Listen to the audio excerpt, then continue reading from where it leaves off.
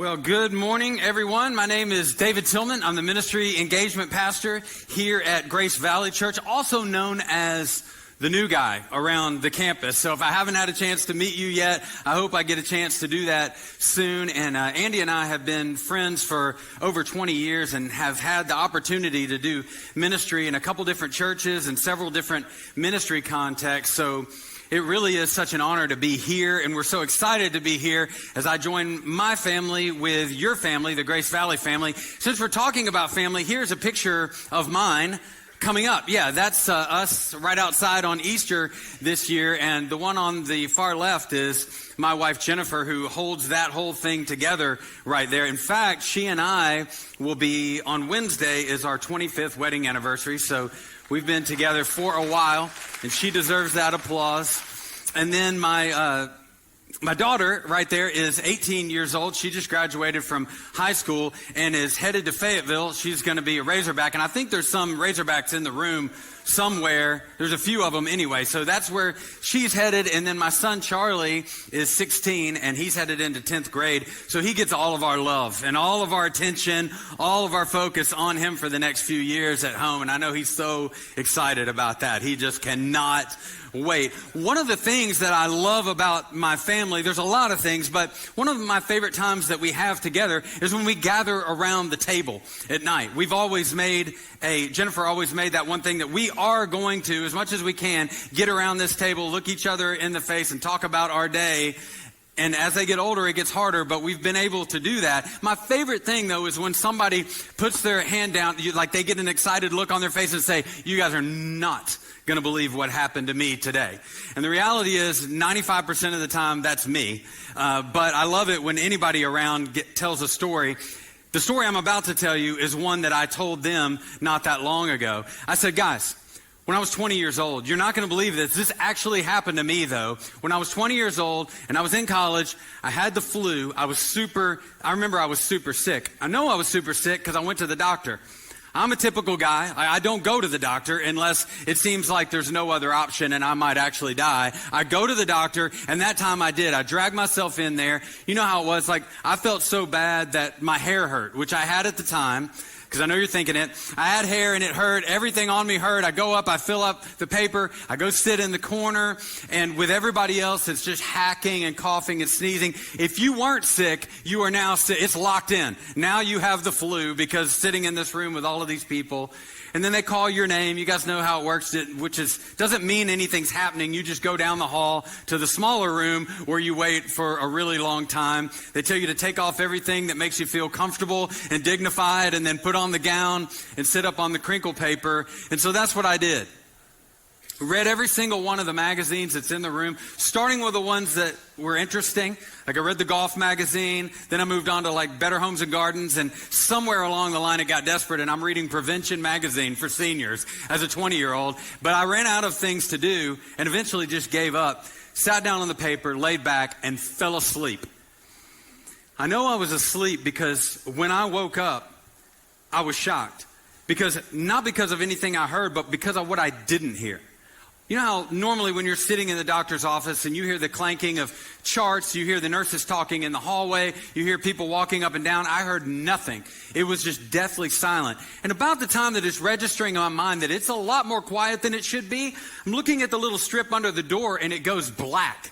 And so I'm thinking, okay, my light's still on, but that is black.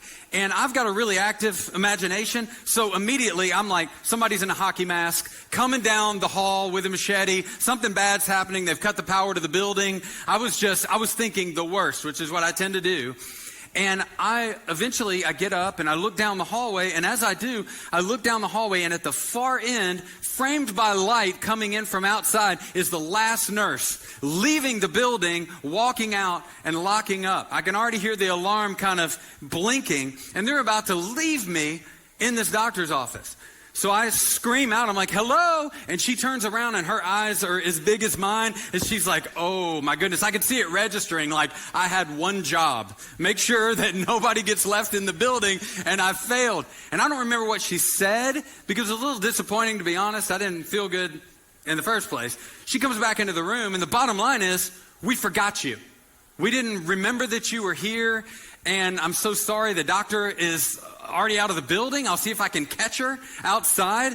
And she did and brought her back in. But I just remember that feeling of like, wow, this place that I really thought I was going to get some help, I was so important that they turned off the lights and left.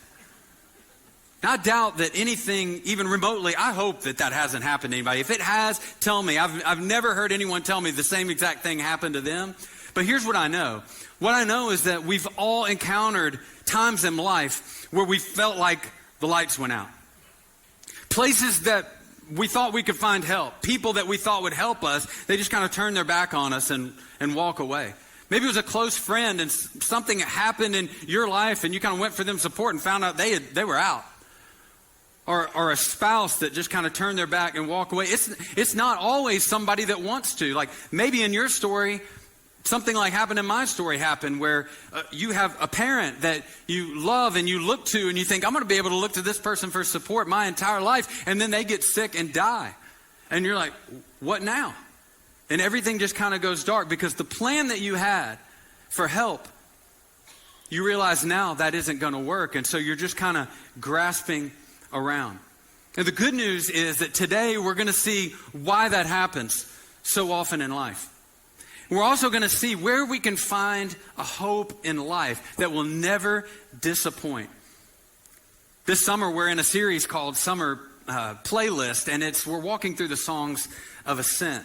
And these songs of Ascent it's Psalm 120 through 134, and they're songs that were written for the people of Israel. They were scattered all throughout the known world. And 3 times a year they would come back to Jerusalem. And they would go up to Jerusalem to worship. And there were 3 festivals that they would celebrate. And as they headed back to Jerusalem to celebrate, these songs were songs to take them from where they were and listen to as they were on their way up to Jerusalem. And eventually they would get to the steps by the temple and they would walk up the steps. And as they ascended those steps, these would be the songs that would be on their lips, that they would sing as they go. And these songs are also songs for our road. That's why we called it Summer Playlist, because these are songs for those whose life is oriented toward God, to sing, to remind us of His goodness and His care over us. So I want to jump in with you this morning. Psalm 121, verse 1. We're going to see the question that's asked here at the beginning that literally changes everything. This is the question that's asked at the beginning. I lift my eyes toward the mountains. Where will my help come from? And let me tell you what's going on here. This psalmist is starting out saying, I'm looking up at the mountains as I walk through life, and I'm asking, where is my help going to come from? This is not a question of excitement. This person is not excitedly going, man, this is really an incredible moment that I'm in right now. My help could come from anywhere. No, it's an anxious thought of, where's my help going to come from? Because I look out and all I see is danger. I look out and all I see is problems. Actual, real dangers that exist. In these ancient times, when they would travel through the mountains, that was a problem. There were robbers that hung out in the mountains, and as you would come around the corner, they would fall on you. And if you're lucky, they would just take everything that you have. Something worse might happen. There were all kinds of high places in the mountains where there were these spiritual places of worship, so there's those type of dangers there. There were wild animals in the mountains. By the way, there's still wild animals in the mountains. For those of you that like to camp, I don't really get that, but you're more brave than I am. But they were looking up and they were saying, oh, there's bears up there. There's all kinds of things that could hurt me. And the terrain itself is treacherous. Like I could fall and die on this trip. So it's this anxious thought. It's one of those thoughts that you have late at night when you're lying in bed. And you're saying, where is my help going to come from? You think about the situation that you're in and you anxiously mull it over in your head like, well, I could try this thing. Well, I've already tried that and it didn't work. And you're just mulling it over. Where's it going to come from? And the good news for us is that right in the next verse, we get the answer. And this is the foundation for everything in this chapter. And honestly, the foundation for life. The answer that gives us hope in those situations. The song in the night that gives us hope. And this is what the psalmist says. My help comes from the Lord, the maker of heaven and earth. So the psalmist here has said, you know what? I've got to be honest with myself. Where am I looking for help? And then sometime in the night, they've realized, wait a minute, my help doesn't come from the mountains. In fact, my help comes from the God of heaven who created the heavens and the earth and the mountains. Literally everything that I'm concerned about was created by God. And He's the one that I look to. He is my God. He is the Lord. When you see Lord in your Bible, in all caps, that is the covenant name of God, Yahweh. That was the name that God said, when they ask you who I am, this is my name. You are my people, and this is my name. So this person is saying, not only is God my help, but I actually know His name. I know Him personally. He has revealed Himself to me. He is my God. So what does that mean? It means I'm not a victim. No, what was I thinking? So when we read verse 1, though, here's the thing that's tough about life, is that when we read verse 1 and then we read verse 2 and we get that, where's my help going to come from? And then the realization that, wait a minute, my help is from God and I'm resting in that. There can be a long pause between those verses in our lives. There can be a lot of nights where we don't sleep and even years where we struggle and we wrestle with, where's my help going to come from? Before we land on that, like my foundation is God. And He's the one that made everything. And so I'm going to look to Him, even in my fear, as I walk down this road. And tragically, some people never actually get there, to where they rest in God and look to Him. You know, I entitled the message this week, Fire and Rain. If you're into what messages are titled, I'll tell you why. First of all, I'm a big James Taylor fan. But I also know because of that in 1968 he wrote this song, and what the verses are about is him looking for help in certain places and the lights going out on him. One of his closest friends, verse 1 talks about how one of his closest friends commits suicide. And when he says, I always thought that I'd see you again, that's what he's talking about. And then he talks about journeying through addiction and about how he didn't know how he was going to get free from this. He thought he could just quit it, but it was his companion all through this time, and he couldn't get free of it. And then he ended up in a mental hospital, if you didn't know that part of his story, where he's trying to sort out all this stuff that's going on in his brain. But I remember riding down the road when I was in college. We didn't have a lot of great worship music back in those days. It was a little before that whole movement started. But I remember listening to this James Taylor song, and when he would say, you got to look down on me, Jesus.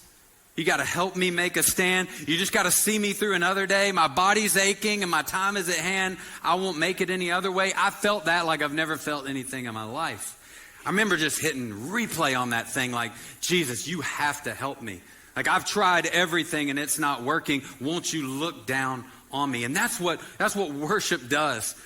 When we look up and we see the God that's above everything, that the maker of heaven and earth, it resizes everything.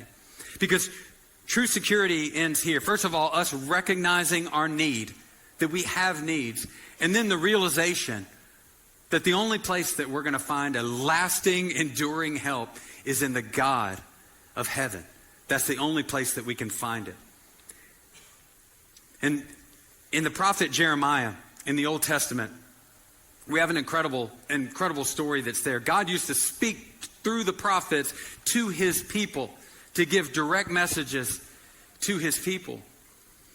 And one of the ones that's, I think, just heartbreaking is that God sends Jeremiah to the people of Israel. And He says, look, I've been doing everything I know how to do to protect my people, to provide for my people, but there's a disconnect. And the thing that you can hear when you read this verse that I'm about to read to you is the heartbreak of God. Listen to this. Jeremiah 2:13, He says, for my people have committed a double evil. They've abandoned me, the fountain of living water, and dug cisterns for themselves, cracked cisterns that cannot hold water.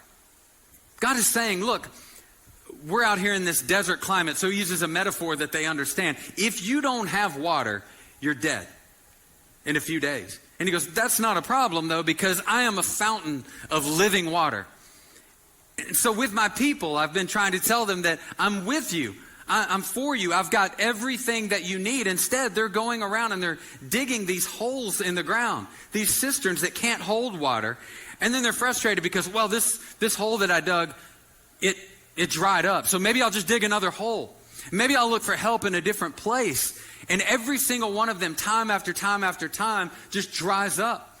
And God's saying, hello, I'm a fountain of living water. I'm your God. I'm here for you. I have an inexhaustible supply. All you need to do is come to me. And here's two things that I think are super important. That when the Lord is your help, you have all that you'll ever need. And here's why. Because then you're connected to the source of everything you need. See, God doesn't just stand back and say, hey, I'm kind of like a genie over here. Just ask me what you need and I'll give it to you. Well, there it is over there. Go find it over there. It's much better than that. That when we're connected to God in relationship, that we have everything that we need because we're connected to the source of everything that is. He says, what you need, you are created for me. Just come to me and you'll have everything that you need. And that's why the Apostle Paul could say over in the New Testament, Philippians 4:18, he says, and my God will supply all your needs. He had experienced it according to his riches and glory in Christ Jesus. Look, he's God after all, and his resources they're limitless, and he loves you. So trust that he will supply what it is that you need. And the bottom line here is that spiritual maturity requires us to consciously reject inadequate sources of help. And when we do, what we'll see is number 3 here, that God's protection is comprehensive. Look at verses 3 through 6 with me. The psalmist says, look, I've made the change. My help is coming from God. And then he starts speaking to you. He's not speaking to himself anymore. He said, hey, here's what I've seen and here's what's true. Verse 3, he will not allow your foot to slip. Your protector will not slumber.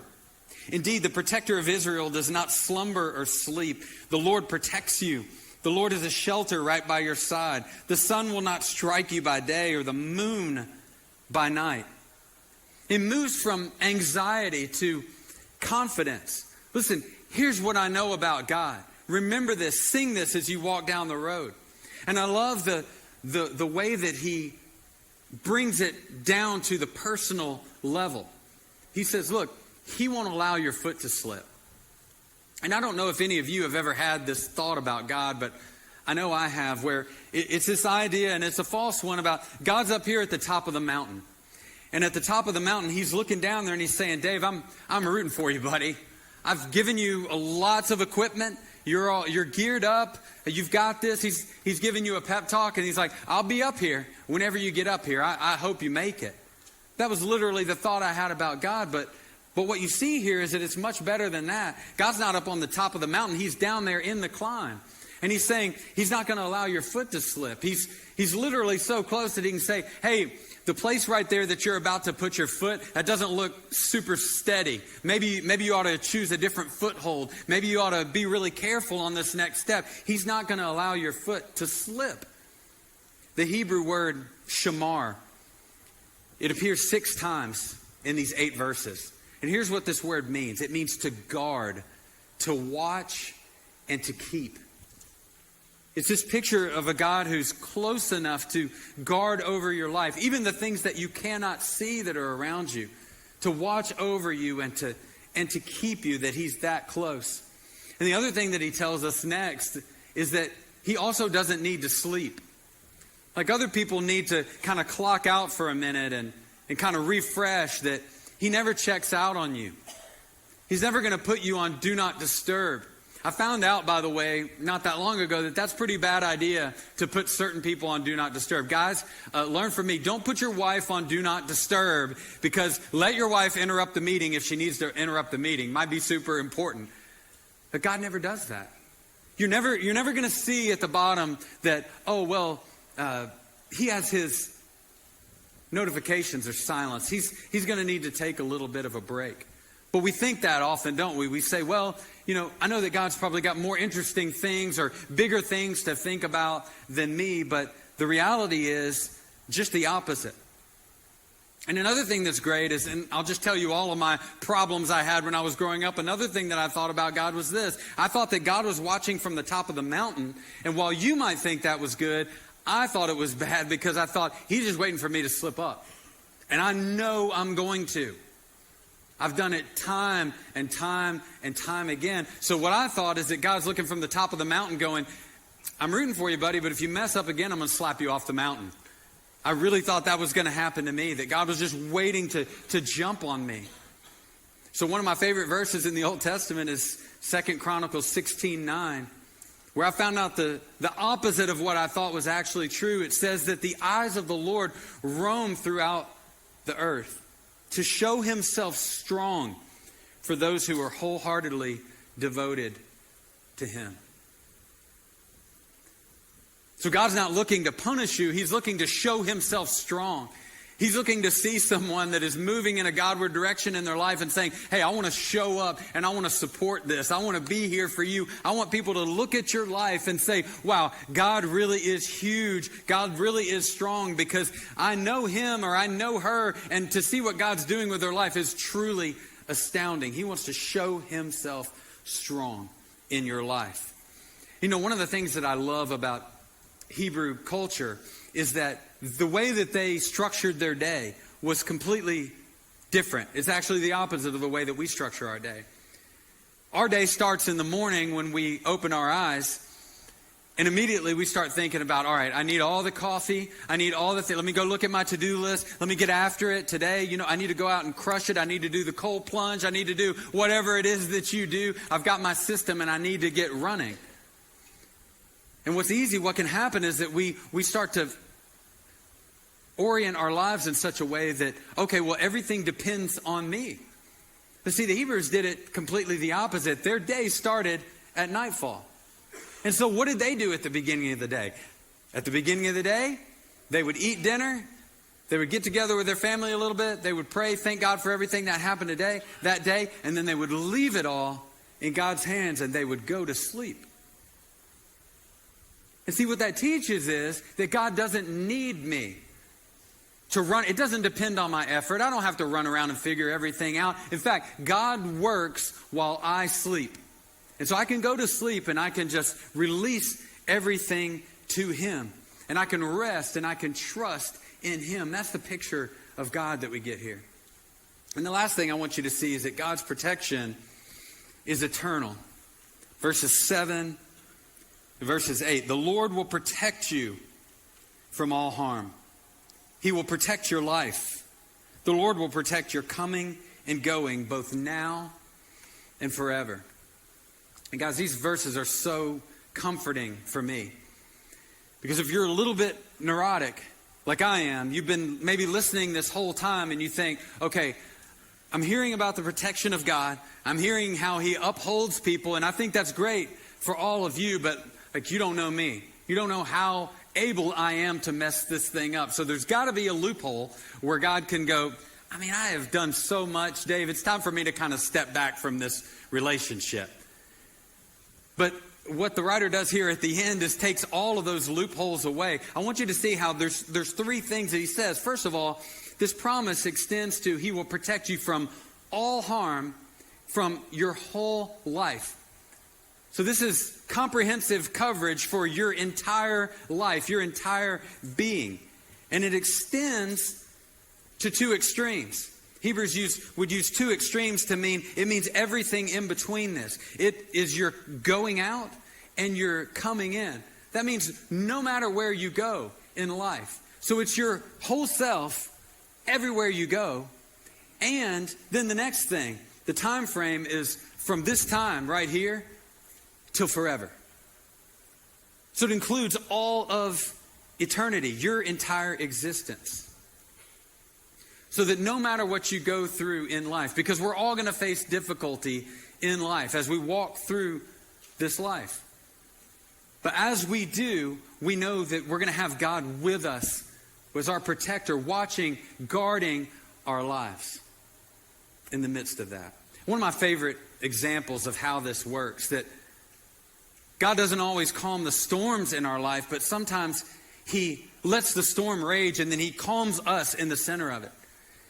where people can look at our lives and say, this person shouldn't be calm. This person shouldn't have a smile. This person shouldn't be at peace, but for some reason they do. So God's put that there somehow.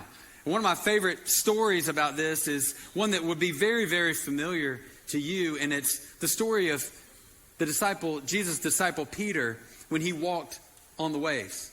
And we all know about Jesus walking on the waves. And maybe you knew that there was a moment when Peter walked out there with him. But maybe like me, you missed some of the details of the story. In Matthew 14, we're told about some of the details, and this is what was going on right before this situation. Jesus is out, and he's out in the countryside doing Jesus things. Just healing people, feeding people, teaching in a way that they said, wow, this guy has an authority that we've never seen in anyone on planet Earth before. He's speaking like somebody that has actual God authority. But yet he's standing right in front of us, so I don't understand what's going on. And the people are amazed, so thousands and thousands of people come. And then the disciples see him feed those thousands of people when there was no food to actually feed them with. And so they're blown away. At the end of this day of ministry, this is what Jesus does. He says, hey guys, go across the sea to that place over there, and I'll catch up with you tomorrow. And they kind of protest a little bit, but he goes, no, seriously, go. I've got you. I'm going to go up here and pray. So he goes up into the mountain to pray. Now, one thing that I missed for a lot of years is that when he goes up there and he's praying, Matthew tells us that he can see the guys in the boat. He could see them as they set out on their journey. And Matthew should know he was there. They set out on their journey. Jesus is up there praying. Somewhere in the middle of the night, Jesus can also see that a storm comes up. And he can also see them struggling in the middle of the storm. But Jesus stays up on the mountain. And he's praying. Storm's raging all around them. And what he sees is them frantically doing everything that they know how to do. Some of them were fishermen. So I'm sure Peter was probably barking out orders like, hey, give me the oars. You do this over here. You do that. Let's bail this out. Let's whatever. But none of it was working. The storm was too strong. And maybe they had some other things that they tried, but what we know, because Matthew tells us, is that eventually somewhere in the middle of the night, they just gave up. Like nothing that we're doing, everything that we've done to help this situation has failed. And everything's just going dark.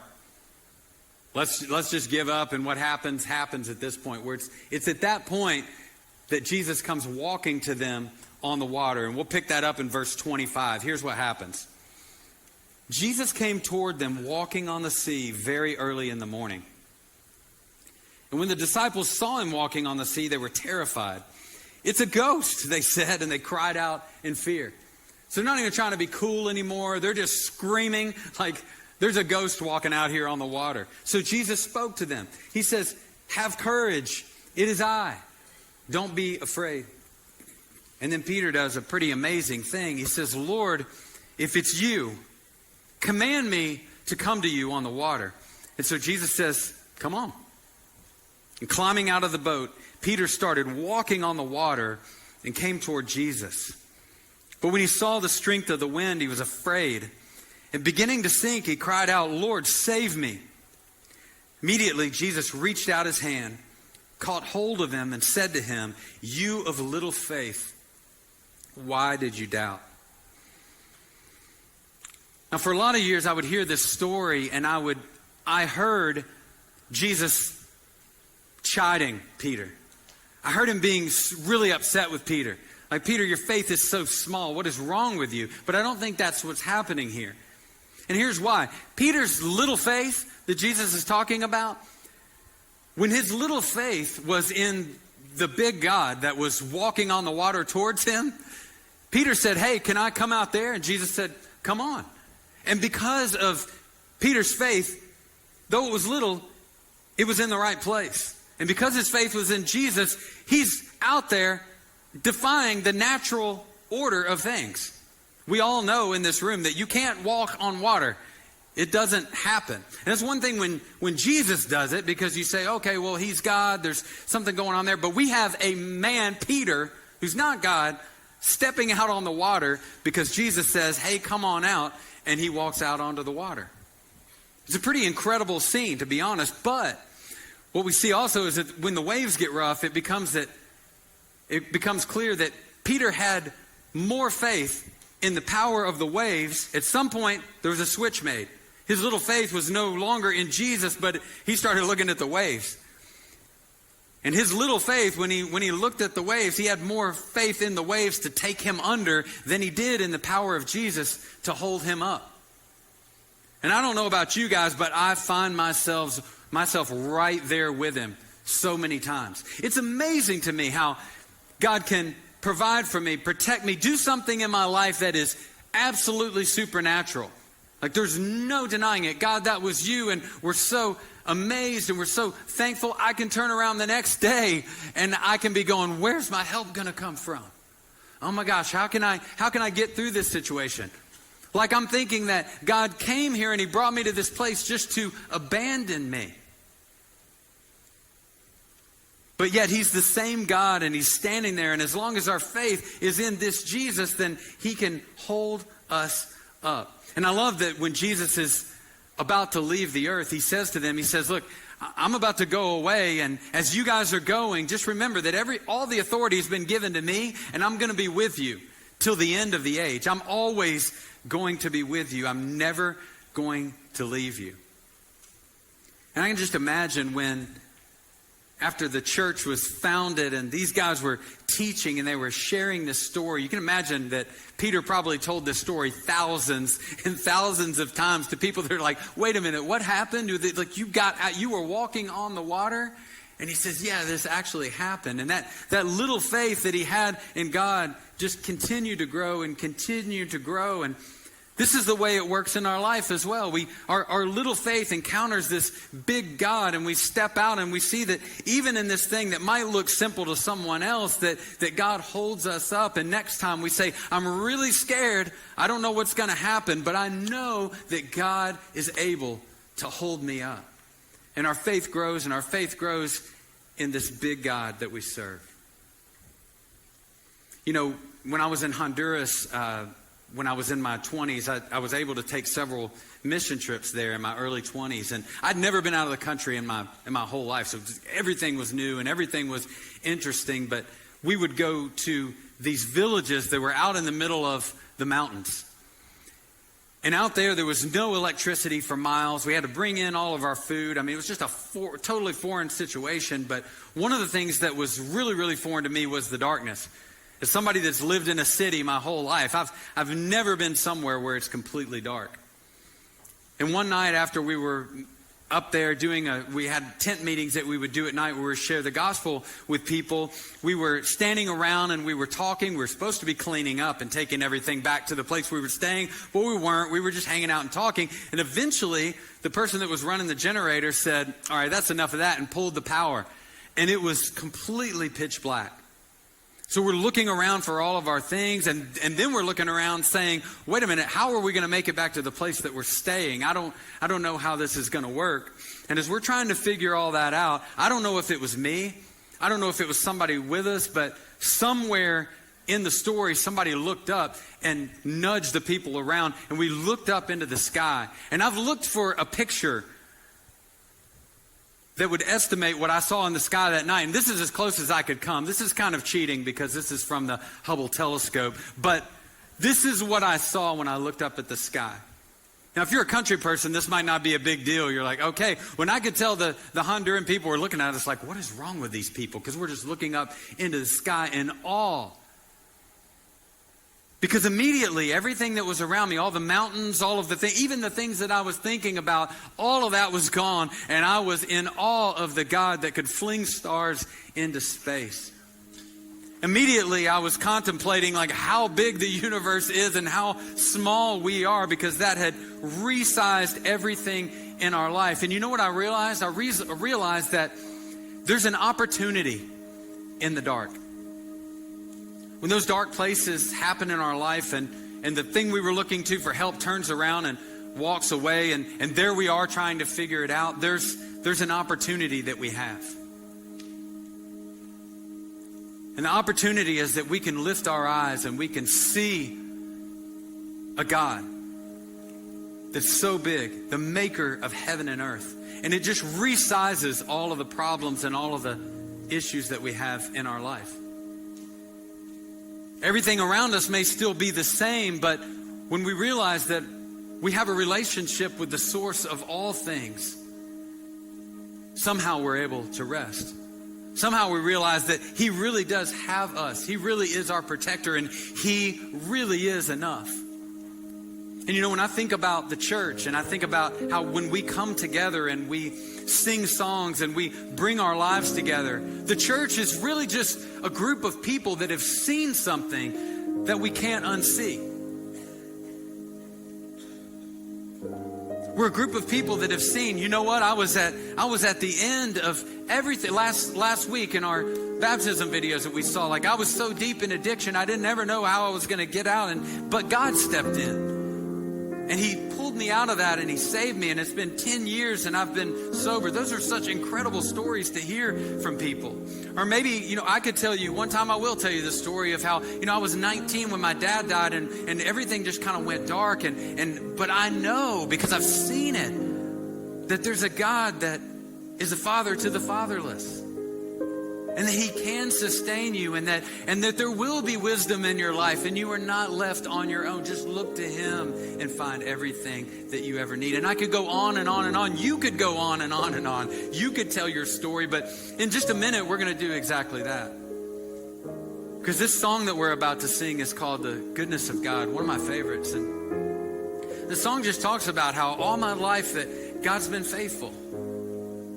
He's been close to me, and when I look back on my life and see the faithfulness of God, the goodness of God, the thing that makes the most sense is to know that in the future, the same God is going to be there because He's going to be with me. So I would ask you this morning, as we turn our eyes towards God and as we sing and worship together, where is your help coming from? Where are you looking for help? And then I pray that even as we sing, that we would just declare from our own lives and for those around us that our help comes from the Lord. And He's the one that made everything. And we just cast our lives on Him. And as we're singing, there'll be some people that are down front here. If you need to come forward, if you need someone to pray with you, we would love to do that. So let's pray together and then we'll sing. Father, we thank You for the truth that Your presence is enough for us. We have needs. When we walk through dark times, there's no denying that, but it's good for us to stop and remember that You're with us. You keep guard and You keep watch over our lives. So God, we invite You in this morning, even as we sing, to speak peace and truth and hope over our lives in Jesus' name. Amen. You guys stand and sing with us.